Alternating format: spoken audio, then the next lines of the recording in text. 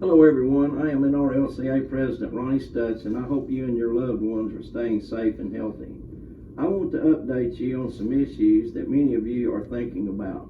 The status of our contract negotiations for a new national agreement, the status of Rural Route Evaluated Compensation System and its implementation on rural routes, and the shortage of leave replacements across the country. Let me start with contract negotiations. If there's anything I have learned in my role as chief negotiator, it is patience. Patience got us our last contract, and it was a good one. We are nowhere near impasse now because we continue to see progress on the issues we all care about most: GWI, COLA, and RCA retention, and benefits, to name a few. The Postal Service knows very well by now what it will take for your national board to take a contract to the membership for ratification. They know your contributions during the pandemic, not just the personal risk you took and continue to take, but the extra effort required on many routes due to the large increase in parcels. They know how inflation has ticked up and wage growth is happening in the private sector. How many stories have you heard or read about labor shortages? In our free market economy, the way to solve those problems is to pay workers more. We see that with our leave replacement ranks. We're losing good people to other, better paying jobs. Our hiring and retention problems are not impossible to solve, but the Postal Service needs to invest in our people. All eyes are on us now. We want the P&G's plan to work. We want to succeed during peak season, but that will be very iffy if we don't have enough bodies to deliver the mail, especially given the leave replacement shortage. We continue to meet with Kathy Prawn, Kate Etheridge, and Doug Tolino, and we've proposed a number of creative ways to solve some of our challenges. I know that many of our proposals are being seriously considered, and teams are looking at their impacts on rural delivery. We have met in person, by teleconference, and by Zoom, and rarely does a day go by without some contract-related discussion. We're making progress with all deliberate speed. If and when we determine there's not enough on offer and that our rural care interests are not satisfied, we will declare impasse and take our chances in interest arbitration. We're not afraid to go there, but right now we think the best deal we can strike is one we reach through a voluntary settlement, and our daily efforts are designed to make that happen sooner rather than later. As for the Rural Route Evaluated Compensation System, our patience is running thin. We need to get the system up and running. We fully understand the need to get our routes properly evaluated to reflect the current workload.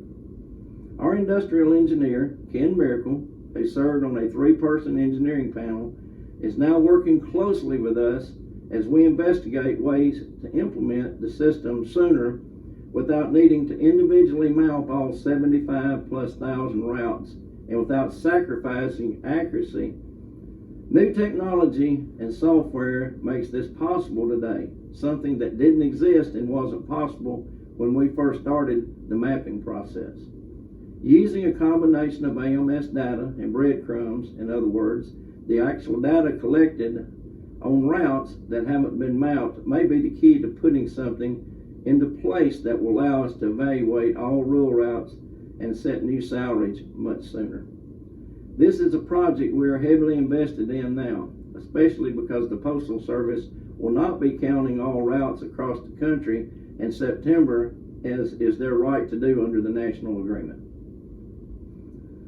Finally, I want to let you know that Director of Labor Relations, David Heather, has been busy preparing an excellent and very detailed line-by-line explanation of each element in the Rural Route Evaluated Compensation System and how this system will work once it is fully implemented. This is the deepest dive into RRECS we've seen so far, and we will publish this information on the website or in the national magazine or both.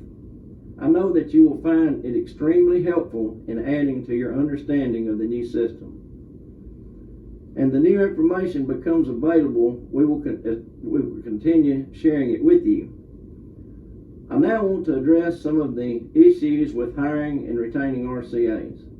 As part of the 2018-2021 National Agreement, the USPS and NRLCA signed an MOU, which is number 24 in our contract.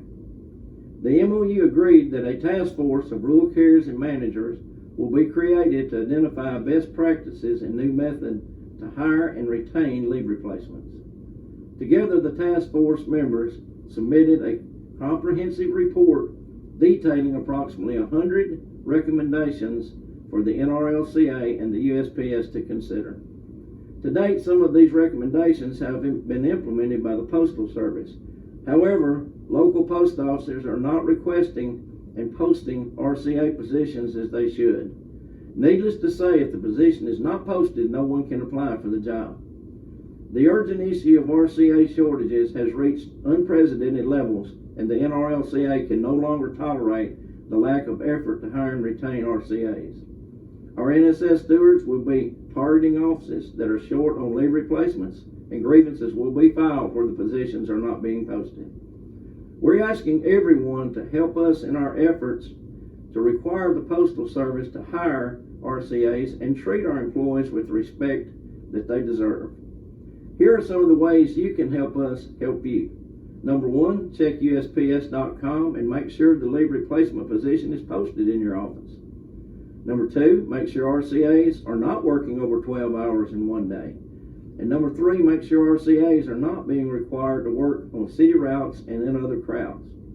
Please notify your district representatives as any of these violations are occurring in your office. We must all do our part to ensure that our employees are treated properly. Thank you for tuning in, and we hope you enjoyed the video. This is the first of many virtual updates to come until we can meet again in person.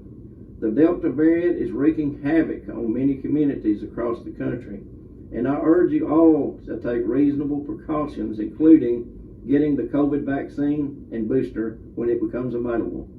The Delta variant is more contagious than previous strands and may cause more serious health issues in unvaccinated people.